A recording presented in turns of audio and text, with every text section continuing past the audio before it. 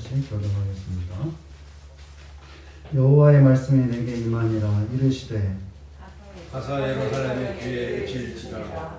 여호와께서 이와 같이 말씀하시기를 내가 너를 위하여 내 청년 때에 이내와 내 신혼 때의 사랑을 기억하노니 곧 씨 뿌리지 못하는 땅 그 광야에서 나를 따랐습니다.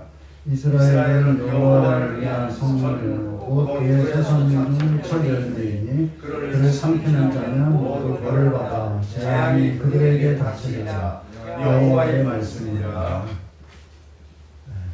말씀. 오늘 또 앞뒤 옆에를 좀 보시면서 누가 나오셨나 인사도 하나 나누시고 저 멀리도 보시고 다들 평안하게 잘 지내셨을 거로 믿습니다. 오늘 이제 우리가 그 매추감사주일 이제 지키고 있는데 첫 열매 저기 이제 현수막에 보게 되면은 출애굽기 23장 16절의 말씀이 있죠. 매추절을 지키라. 이는 내가 수고하여 밭에 뿌린 것의 첫 열매를 거두리니라. 그래서 이제 저기 첫 열매. 또 오늘 본문 말씀에 또 이제 첫 열매가 나오고 있죠. 이제 예레미야가 전하는 하나님 말씀 가운데서 이제 이스라엘을 가리켜서 하나님의 소산의 첫 열매라 이렇게 말씀을 하시고 있습니다. 오늘 이 말씀 통해서 첫 열매 의미를 이 매추감사주일에 생각해 보도록 하겠습니다. 먼저 예레미야 선지자에 대해서 보게 되면은 예레미야 선지자는 남쪽 유다가 망하기 약 40년 전부터 이제 활동했던 그런 선지자로 나오고 있죠. 이스라엘 백성이 이제 애굽에서 종살이하고 출애굽해서 이제 광야에서 40년을 거쳐서 가나안 땅에 들어와서 살게 됐고 또 땅을 분배받고 이제 안정된 그런 생활을 이제 하게 됐죠.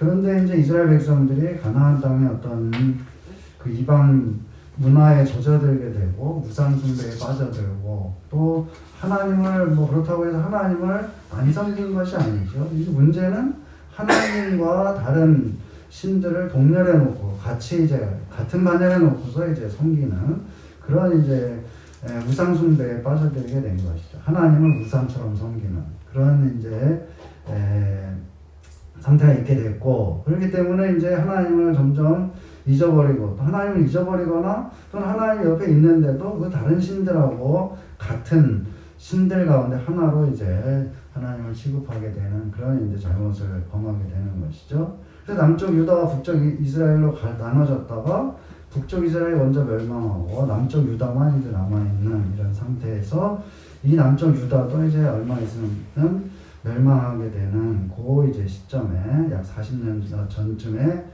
이 예레미야가 이제 하나님의 말씀을 받아가지고 전하기 시작하는 그런 시점이죠. 오늘 이제 2장이기 때문에 그 초창기라고 볼 수가 있겠는데요. 예레미야 선지자는 눈물의 선지자라는 그런 별명이 있죠. 그래서 예레미야 애가도 이제 예레미야가 예루살렘의 멸망을 보면서 이제 애가 슬픈 노래를 불렀는데 그 이제 그런 눈물의 선지자 자기 고국의 멸망을 예언하지 않을 수가 없었고 또 이제 그것을 보면서 자기 조국의 멸망 또 예루살렘에 허물어지는 것을 보면서 이제 또 그걸 그렇게 하면서 또 자기가 전하는 하나님의 말씀을 듣지 않고 이 예레미야를 계속해서 이제 해치려고 하는 그런 거짓 선지자들과 맞서면서 이 예레미야는 굉장히 슬픔을 많고 또 괴로움을 당한 그래서 이제 눈물의 선지자라고 그런 이제 별명이 붙어 있는 것을 볼 수가 있는 것이죠. 오늘 본문의 또 이 말씀은 요시야 왕 때에 이제 전해진 하나님 말씀으로 볼 수가 있겠는데요. 이 요시야 왕은 사실 유다에 있어가지고 이스라엘 전체 역사에 있어 남쪽 유다 또 북쪽 이스라엘 이렇게 되는데 또 그것을 이제 제가 앞에 말씀드린 이 이스라엘 백성이라고 이제 그렇게 총칭해서 남쪽 유다의 백성도 이스라엘 백성이라고 하는 것이고 그래서 이제 이 요시야 왕은 남쪽 유다의 왕이었는데 이 유다의 어떤 마지막 희망이라고 할 수 있는 그런 이제 마지막 불꽃이라고 할 수 있겠죠. 말하자면 이스라엘 역사에 있어가지고 1장 오늘 예레미야 1장 2절에 보게 되면은 요시아가 다스린 지 13년에 여호와의 말씀이 예레미야에게 임하였다 이렇게 얘기를 해주고 있습니다. 그 시기를 얘기를 해주고 있죠. 이때 요시아의 나이가 21살 왕이죠. 왕인데 21살. 이 사람은 이 요시아 왕은 8살에 왕이 됐어요. 그래서 8살에 왕이 돼가지고 사실 8살에 왕이 됐으니까 뭐 아무것도 모르는 그런 상태에서 왕이 됐고 그렇지만 이제 심지가 굳은 그런 사람으로 볼 수가 있겠는데 16살이 돼가지고 보게 되면은 여호와 하나님을 마음에다 뒀다. 그러고서 이제 그때부터 하나씩 어떤 이제 이방신들의 제단을 부수고 그다음 우상을 제거하고 또 이방신들을 섬기던 그 제사장들을 죽이고 하는 일들을 이제 하나씩 해나가게 되죠. 그러니까 이제 이 요시아가 오늘 이 말씀이 전해진 때는 요시아 왕의 나이가 21살 정도 되는 걸로 볼 수가 있겠는데 약 이제 요시아가 자기 이제 성년이 돼가지고 자기 생각대로 이제 이 왕으로서의 지위를 누리고 그 다음에 또 왕으로서 이제 할 일들을 해나가는데 종교개혁, 요시아의 종교개혁이라고 알려져 있는 것이죠. 종교개혁이라기보다도 이제 어떤 이제 우상을 섬기는 일들 이런 것들을 제거하는 그런데 이제 열심을 가지고 한 그런 왕이었던 것이죠. 그러니까 오늘 본문에 요시아가 다스린 지 13년째가 되는 이때라는 것은 요시아가 이제 어떤 그 무상을 제거하고 그다음에 이방신 섬기는 제사장들을 죽이고 하는 일들을 한참 이제 해나가던 그런 때라고 할 수가 있는 것이죠. 개혁을 시작한 지 약 5년 정도 지난 시점이다 이렇게 볼 수가 있겠고 그래서 요시아는 이후에도 꾸준히 이제 개혁을 해나가게 되죠. 성전을 개축하고 그 다음에 그때까지 이제 이 하나님의 백성들이 얼마나 타락했냐면 하나님 성경을 잊어버렸죠. 성경을 잃어버렸어. 성경이 두루마리 그 성경에 있는 성경이 어디 있는지 모르게 되버렸죠. 그거를 이 요시아 왕 때 발견하게 돼. 성전에서 그걸 어디다 처박아 놓은 거야 하나님 말씀을. 그걸 발견해가지고 거기에 하나님 말씀을 보고서 이제 하나님과 언약을 다시 맺고 그다음 6월절을 제정해가지고 지키기도 하고 막 이러면서 이제 이 요시아 왕이 16살 이후로 이제 열심히 그 하나님을 섬기면서 이제 또 중심을 세워가지고 이런 일들을 1년에 개혁 작업들을 이제 꾸준히 해나가게 되죠. 그런데 이제 요시아 왕이 39살, 39세가 돼가지고 이제 애굽하고 전쟁을 하는데 전쟁터에 나가가지고 이제 전사하게 되는. 참 이게 굉장히 충격적인 그런 일들이 이제 일이 있게 되고 애굽과의 전쟁에서 이제 이 종교 개혁에 앞장서서 했던 이 요시아 왕이 전사하게 되니까 이제 그 모든 것들이 이제 다 동력을 잃게 되죠. 그래서 이후에 이 요시아 왕 이후에 이 유다는 급속도로 멸망을 향해서 가게 되는 그런 이제 바로 이제 그 변곡점에 있는 그런 상태라고 볼 수가 있는 것이죠. 예레미야가 오늘 본문의 말씀을 전한 때는 요시아의 개혁들이 어떤 한창 진행 중인 그런 때로 볼 수가 있는 것이죠. 유다에게는 나라를 회복할 수 있는 어떤 마지막 시기였다 이렇게 볼 수가 있는 것이죠. 그래서 여호와의 말씀이 예레미야에게 임하였는데 가서 예루살렘의 귀에 외칠지어다 이렇게 말씀하신 거 있죠. 귀에다가 외치라. 귀에다가 대고 외치라. 이것은 꼭 듣게 하라는 것이죠. 혹은 딴 데 정신이 팔려 있으니까 그 귀에다가 대고 외쳐서 듣게 해줘라. 꼭 듣게 해줘라. 이렇게 말씀하는 것이죠. 당시 예루살렘의 상태는 어떠했냐.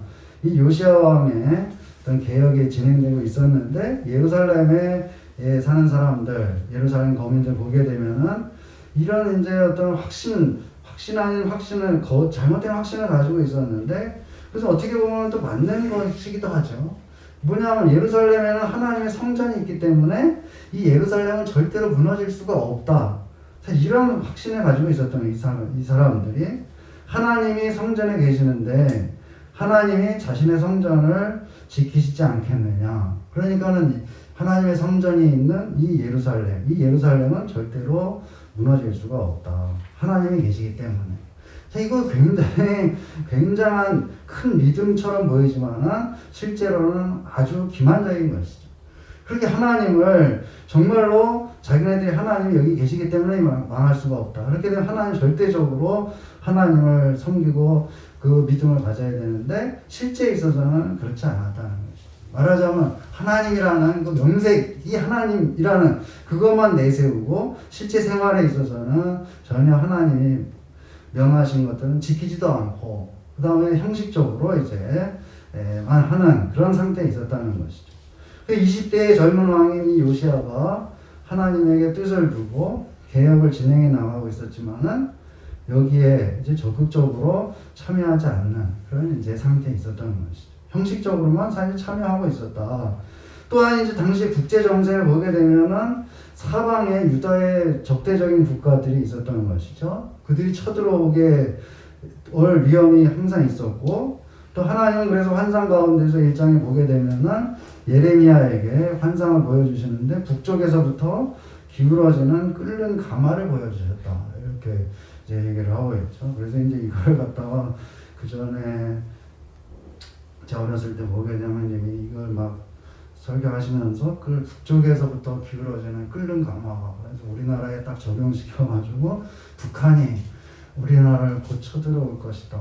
이제 그렇게 해석을 하시고 하는 걸 많이 듣고 했는데 여기에서는 이제 북쪽에 예레미야에게 북쪽에서부터 기울어지는 끓는 가마. 끓는 가마가 이제 막 끓고 있다가 그게 이제 기울어져가지고 남쪽에 유다로 이제 모든 것이 쏟아지게 되는데 그것은 이제 바벨론을 비롯한 이 나라들이 이제 연합군을 형성해가지고 유다에 쳐들어오게 될 것을 이제 예언하는 그런 말씀이 되겠죠. 그러니까는 이런 보여주셨음에도 불구하고 이제 하나님을 우상을 섬기듯이 섬기면서 또 하나님의 성전이 있으니까는 멸망할 수가 없다. 그리고 사방에서 지금 적들이 이 남쪽 유다를 호시탐탐 노리고 있음에도 불구하고 거기에 있어서 이제 실제 방비도 하지 않고.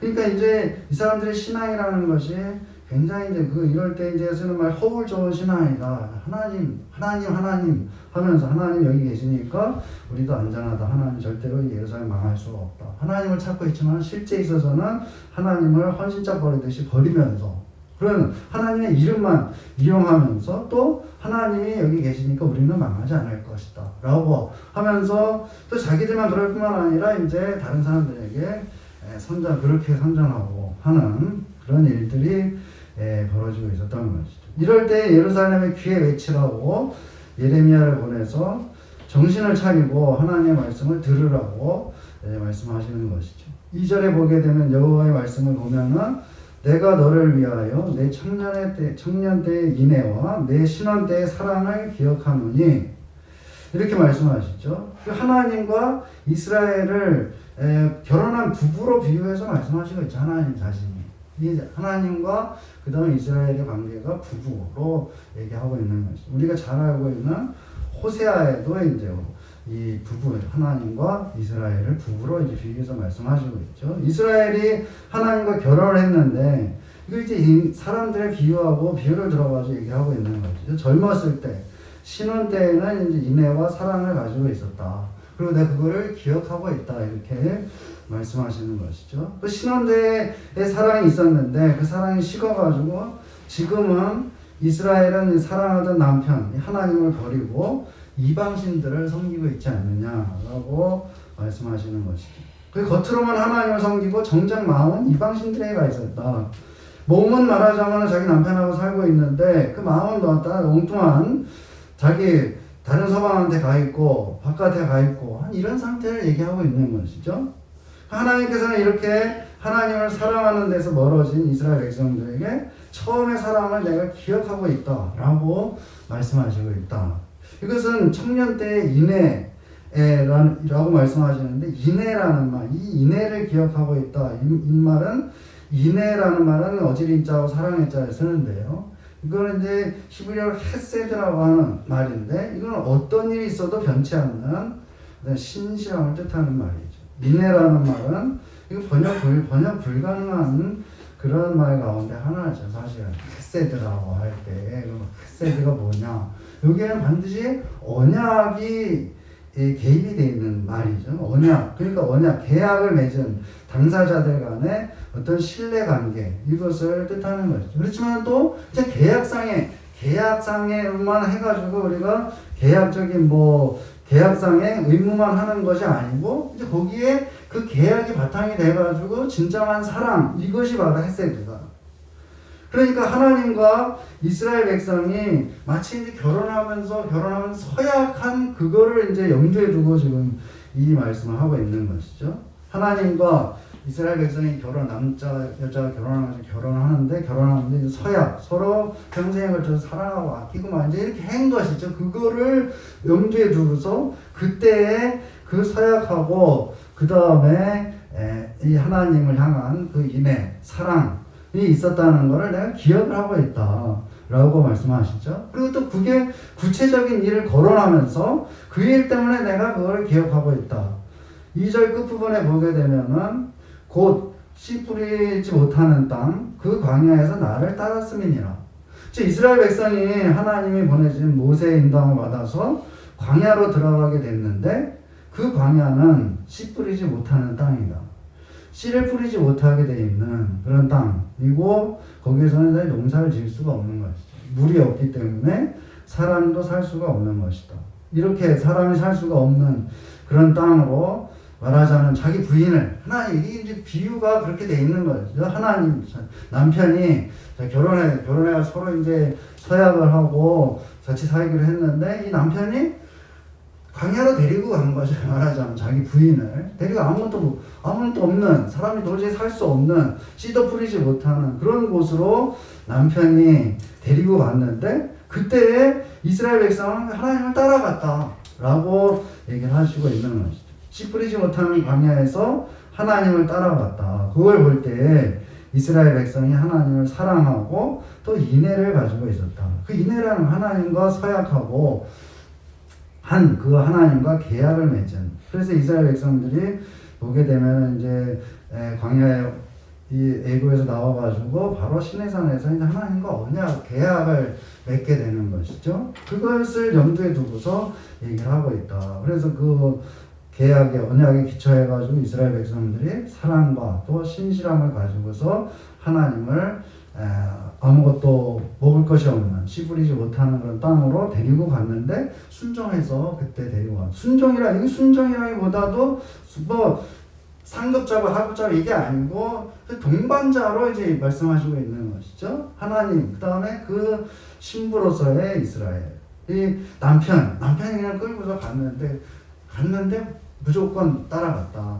그렇게 한 것은 바로 하나님에 대한 절대적인 신뢰가 있었다는 거. 그 절대적인 신뢰라는 것은 사실 부인이 말하는 그 신혼 부부가 부인이 남편을 믿는 것처럼 그렇게 이제 이스라엘 백성들이 그 하나님을 따라갔다는 거. 하나님께서 생각하시는 어떤 이제 믿음이나 신뢰 이런 것은 바로 이제 이런 관계를 얘기하고 있는 것이죠.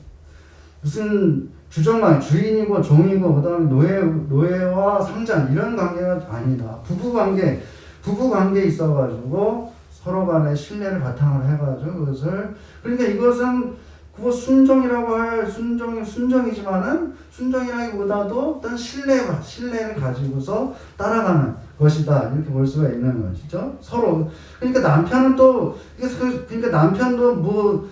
이 아내를 고생시키려고 그렇게 광야로 데려간 건 아니고 뭔가 이제 뜻이 있는 거지. 하나님으로서의 남편이. 그때 남편이 뜻이 있는데 그걸 데리고 갔다. 그랬을 때 그 부인과 같은 이스라엘 백성들이 남편과 같은 하나님의 뜻을 말하자면 이건 지금 순종이라고 하기 약간 그렇죠. 이거는 그 남편을 이해하고 말하자면은 남편을 이해하고 그 다음에 그게 인애라고밖에 할 수 없는 것이죠, 사실은. 그러니까 서로 간에 서약하고 계약을 맺고 서약을 했기 때문에 서약하고 서로가 사랑하고 그래서 서로 아끼고 그러기로 약속하고 했기 때문에 그거에 기초해가지고 그거에 사랑이 없으면 또 안 되는 것이죠. 그러니까 그거에 기초해가지고 하나님은 이스라엘 백성들을 이끌고 이스라엘 백성은 하나님을 따라가고 이런 관계 그게 가장 이상적인 그런 관계였고 또 그렇게 했다는 것을 내가 기억을 하고 있다.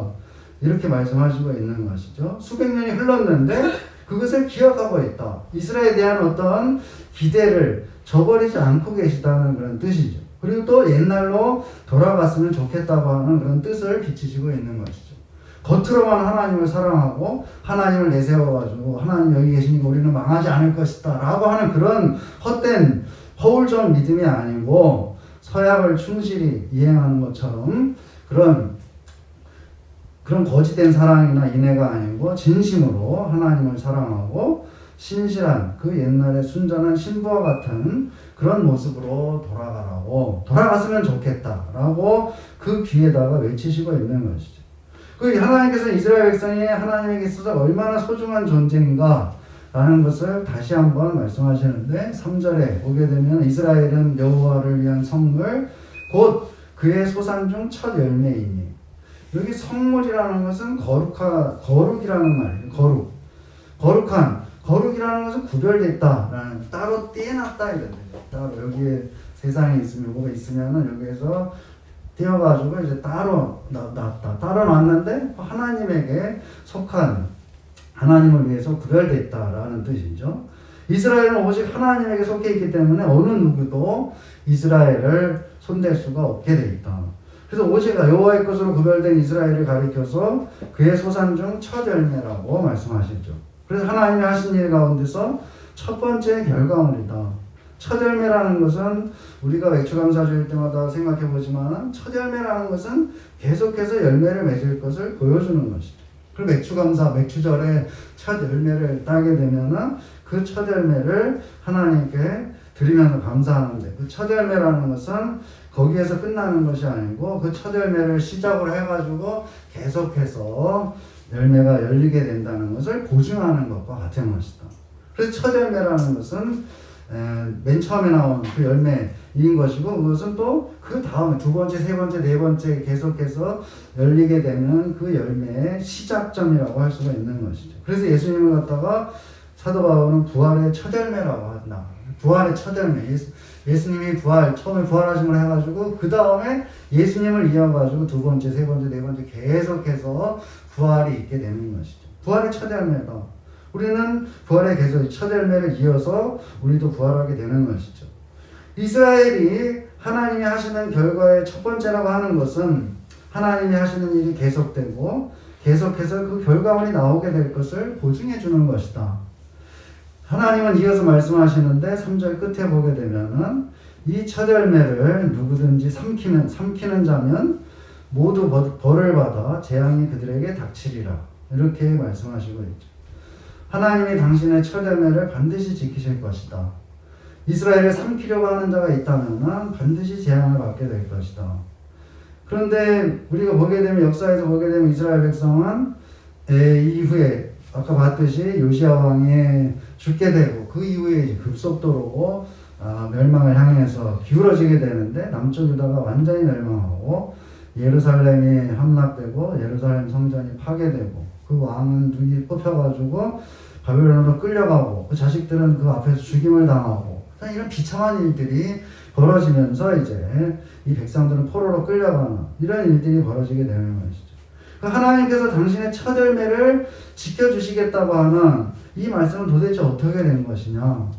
하나님께서는 인간의 생각보다 더 훨씬 더 인간의 생각에 미치지 못하는 그런 곳을 바라보고 계셨다. 하나님께서는 예레미야 선지자를 통해서 예레미야서를 좀 보게 되면은 예루살렘 멸망 이후의 일을 말씀해 주시고 있죠.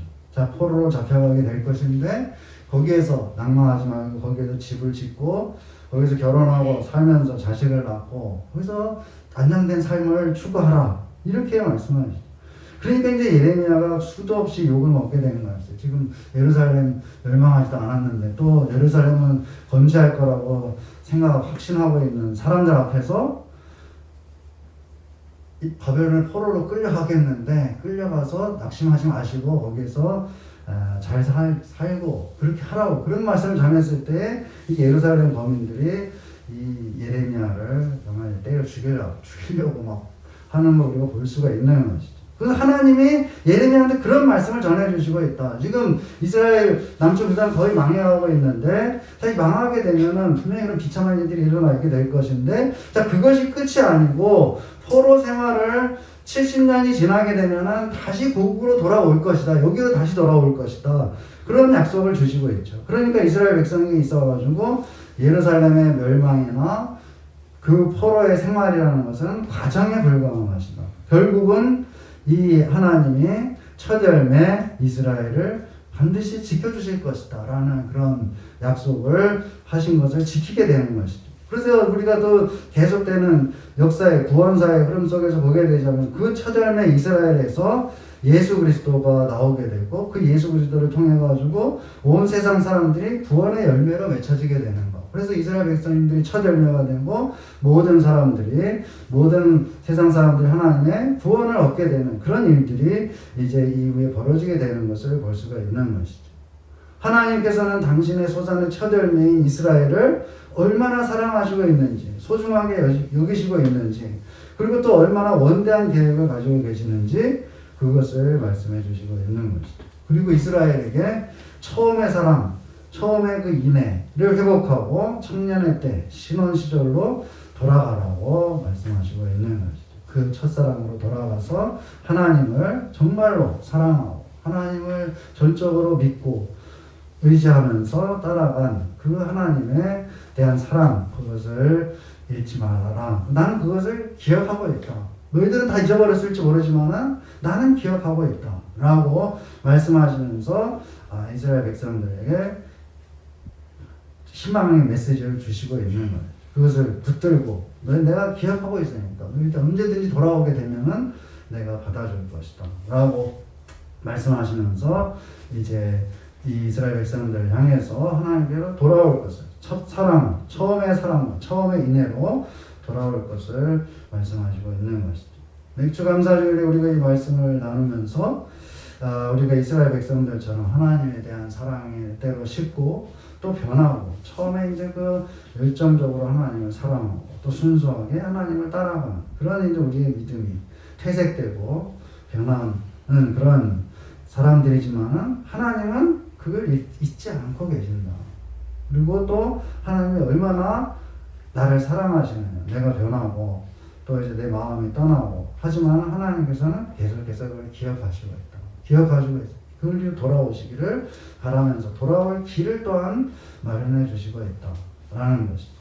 우리가 하나님을 사랑하던 것을 잊지 않고 계시다는 것. 이것은 우리들에게 있어가지고 엄청난 그런 이제 은혜인 것이고 또 우리가 돌아갈 수 있는 거물과 같은 것이 되는 것이다.